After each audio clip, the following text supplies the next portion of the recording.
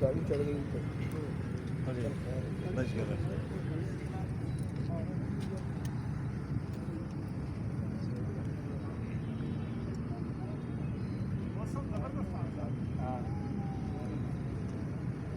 اسلام آباد سے بھی بہتر کوئٹہ سے بھی بہتر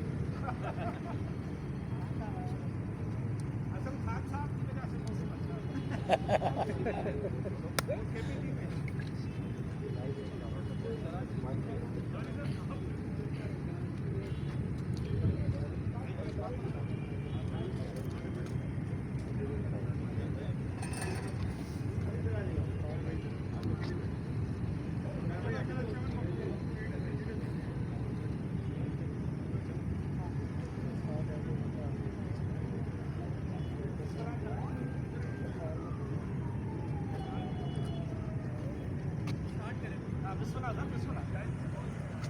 بسم اللہ الرحمن الرحیم.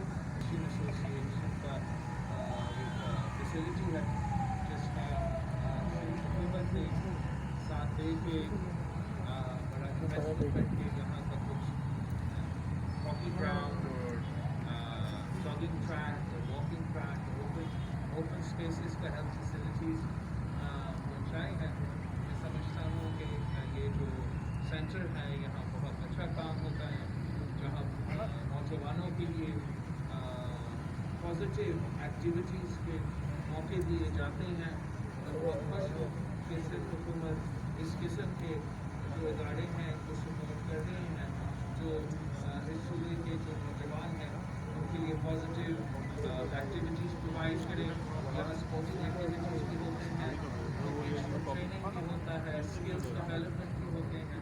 تو نوجوان یہاں آ سکتے ہیں اور اپنے آپ کو ایک بہتر زندگی کے لیے تیار بھی کر سکتے ہیں. کراچی میں ایک ایسا اسپیس ملنا, ایک ایسا جگہ ملنا جو اتنا خوبصورت اور اتنا کھلا ہے, یہ بھی ایک یونیک چیز ہے.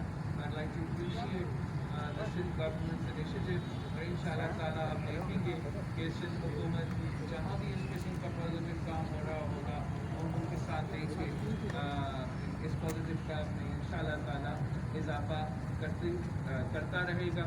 میں لک فارورڈ کہ سی ایم صاحب مجھے جلد ہی جو ہمارے تین اسکوائرز ہیں ان کا نئے فیزز انوگریٹ ہونے کے لیے تیار ہیں, ان کے لیے بھی ان شاء اللہ تعالیٰ.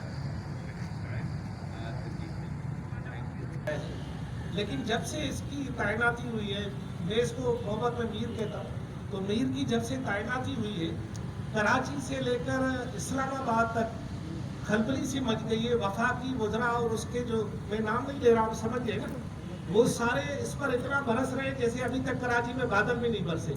اور دوسری بات یہ ہے کہ وہ قوتیں بھی ان کو شاید حقیقی خوف ہو گیا ہے جو 40 سال سے آپ کا کراچی میں راستہ روکے ہوئے تھے کہ آپ پہلی مرتبہ واقعی آپ کراچی فتح کرنے جا رہے ہیں اور ان کو خوف ہوا ہے.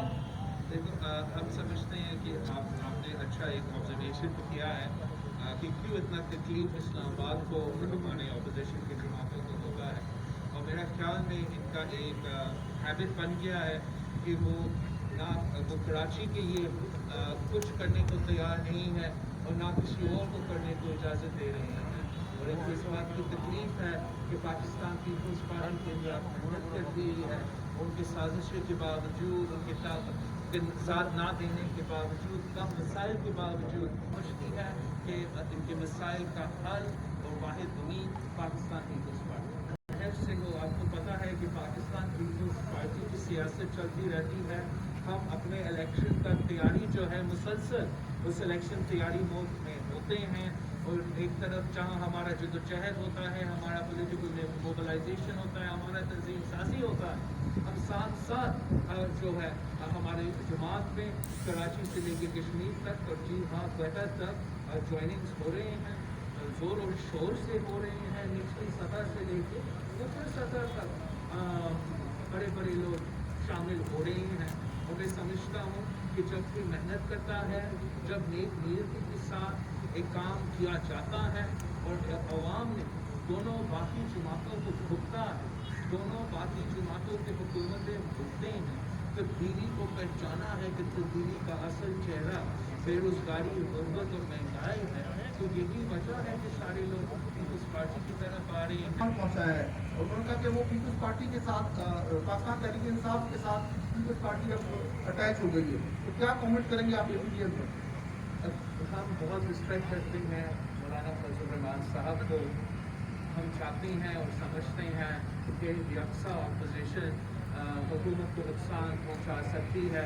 हम समझते हैं कि अगर जमहूरी अंदाज से सियासत किया जाता है तो हम ना सिर्फ नुकसान पहुंचा सकते हैं लेकिन हुकूमत को जितवाएं।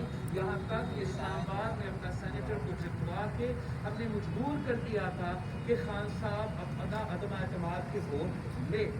अब आगे जाके अगर अपोजिशन सीरियस है, वो हुकूमत को नुकसान पहुंचाना चाहते हैं, तो ज़ाती मफाद के बजाय इंडिविजुअल्स की सियासत करने के बजाय हमें शुरू में करना पड़ेगा, जमहूरी इख्तियार अपनाना पड़ेगा। और आज भी मैं समझता हूँ कि अगर अपोजिशन सीरियस है, अगर अपोजिशन मिल के अदम एतमाद पहले बुजदार के खिलाफ फिर इमरान खान के खिलाफ लेकर आते हैं तो कल हुकूमत गिर जाएगी।